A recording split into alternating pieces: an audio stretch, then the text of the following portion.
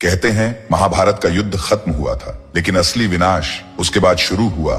कुरुक्षेत्र की धूल में सिर्फ खून नहीं था, वहां चीखें थीं, श्राप थे और वो साए जो अब तक जिंदा हैं।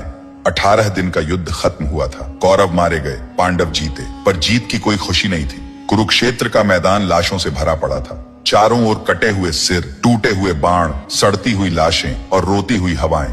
गिद्ध आकाश में मंडरा रहे थे, कुत्ते सैनिकों की हड्डियां चबा रहे थे और सियारों की आवाजें दूर से आती थी, जैसे कोई कह रहा हो अभी विनाश बाकी है।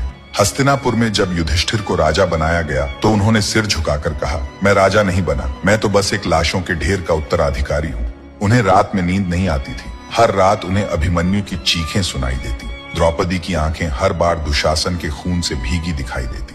भीम, जिसने दुर्योधन की जांग तोड़ी, वो अब अकेले बैठकर रोता था। हर रात उसे दुर्योधन की कराह सुनाई देती, जैसे कोई कह रहा हो, भीम, न्याय और प्रतिशोध में फर्क होता है। अर्जुन, जिसने जयद्रथ को मारा, कर्ण को हराया, अब अपने ही गांडीव को हाथ लगाने से डरता था। उसे लगता था मैंने धर्म नहीं निभाया, मैंने अपनों को मारा है। नकुल और सहदेव, जिन्हें युद्ध के बाद कोई याद नहीं करता, वे चुपचाप भाइयों के पीछे चलते, पर उनके मन में एक ही सवाल था, क्या हमने किया वो सही था?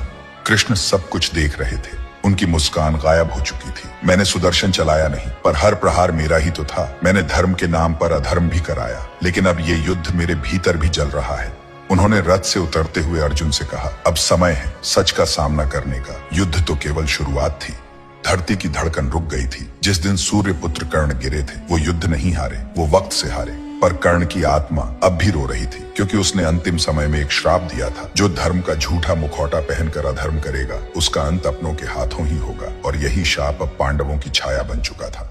जब युद्ध समाप्त हुआ, गांधारी ने देखा उसके 100 बेटे मारे गए। उसने क्रोध में कृष्ण को श्राप दे दिया, जैसे मेरे वंश का अंत हुआ, वैसे ही यदुवंश का भी विनाश होगा। हे वासुदेव, तुम्हारा पूरा कुल नष्ट हो जाएगा और तुम्हारी मृत्यु भी अज्ञात और अपमानजनक होगी।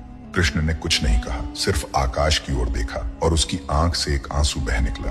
श्राप लग चुका था। अब समय की उल्टी गिनती शुरू हो चुकी थी। कुछ ब्राह्मणों ने बताया कि अब कुरुक्षेत्र में रात को अजीब आवाजें आने लगी थी। रथ के पहिए खुद ब खुद घूमते थे। कर्ण की कराह हर तीसरी रात सुनाई देती थी। कर्ण की मां राधा रोज सपने में जलता हुआ बेटा देखती थी। कोई रथ चलाए बिना चल पड़ता और कोई आवाज कानों में कहती, युद्ध अभी खत्म नहीं हुआ। कई महर्षियों ने बताया, महाभारत एक युद्ध नहीं था, वो तो बस एक द्वार था। अब जो समय आ रहा है वो है कलयुग का, और उसका जन्म हुआ है कुरुक्षेत्र की इसी राख से।